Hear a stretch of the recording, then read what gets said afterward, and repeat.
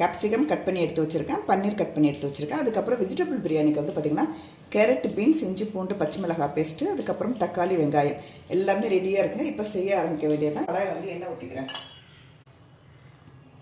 அதுக்கப்புறம் குக்கர்லேயும் வெஜிடபிள் பிரியாணிக்கு எண்ணெய் சேர்த்துக்கிறேன்.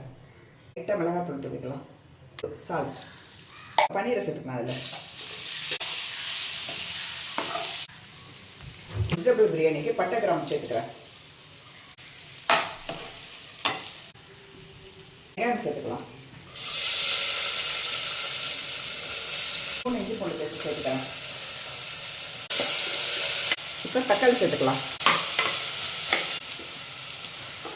நான் பன்னீரை ஃப்ரை பண்ணி நான் எடுத்து வச்சுக்கிட்டேன் தனியாக ஒரு பிளேட்டில். இப்போ அதே கடாயில் நம்ம வந்து பன்னீரை தாளிச்சிடலாம். 1 ஸ்பூன் ஜீரகம், 1 ஸ்பூன் சோம்பு சேர்த்துக்கிறேன்.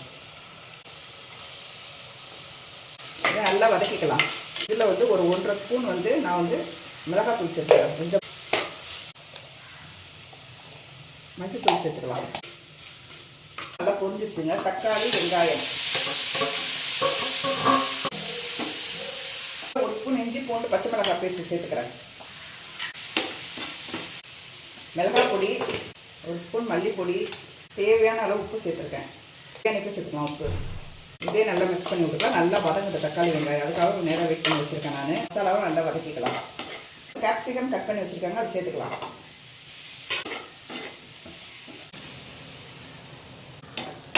இதில் வந்து நான் ரைஸ் சேர்த்துக்கிறேன். பாஸ்மதி ரைஸு ஒரு 1.5 ஆழாக்கு எடுத்துருக்கேன். ஒரு அரை மணி நேரம் ஊற வச்சுருக்கேன். இதை நல்லா கழுவிட்டு இப்போ தக்காளி, வெங்காயம், கரெக்ட் பீன்ஸ் கூட சேர்த்துக்கிறேன். நான் நல்லா மிக்ஸ் பண்ணி விட்டுக்கலாம் மசாலாவோட. இது வந்து பார்த்திங்கன்னா தண்ணி கொதிக்குதுங்க. குடமிளகாய் ஒரு அரை வேக்காடு வேகட்டும். இப்போ 1.5 ஆழாக்கு அரிசிக்கு நான் 2 ஆழாக்கு தண்ணி ஊற்றிக்கிறேன். நான் 1, இந்த ஆழாக்கால 2, 2.5, 2 ஆழாக்கு தண்ணி ஊற்றிருக்கேன். இது நல்லா கொதிக்கட்டும். மசாலா ஒரு அரை ஸ்பூன் சேர்த்துக்கிறேன். இதுக்கும் கரம் மசாலா ஒரு அரை ஸ்பூன் சேர்த்துக்கிறேன். மூடி போட்டு மூடிடலாம். இப்போ வந்து பார்த்திங்கன்னா நல்லா கொதிக்குதுங்க. இது கூட வந்து இப்போ நல்லா சின்ன சின்ன பீஸாக கட் பண்ணி வச்சுருக்கேன் கொத்தமல்லி, புதினாவை சேர்த்துடலாம். நல்லா மிக்ஸ் பண்ணி விட்டுக்கலாம். வந்து பார்த்திங்கன்னா குக்கரை மூடிடலாங்க. இப்போ இந்த பன்னீர் கிரேவி என்னங்கிறத நம்ம பார்த்துவோம், வெந்துருச்சான்னு பார்ப்போம். பன்னீரை சேர்த்துக்கலாம். இது வந்து பொரிச்ச பன்னீர். இது எண்ணெயில் வந்து பார்த்திங்கன்னா கொத்தமல்லி தழை தூவிக்கிறேன் ஃபைனலாக.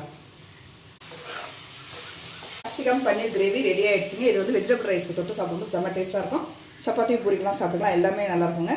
இப்போ நான் வந்து சைட் டிஷ் வந்து செஞ்சு முடிச்சுட்டேன். அதுக்கப்புறம் குக்கரில் வந்து வெஜிடபிள் ரைஸ் இருக்குது. இன்னொரு 10 நிமிஷம் கழிச்சு அடுப்பு ஆஃப் பண்ணிட்டேன்னா ஒரு சூப்பரான வெஜிடபிள் ரைஸும் பன்னீர் குடமிளகாய் கிரேவி ரெடி ஆகிடும்.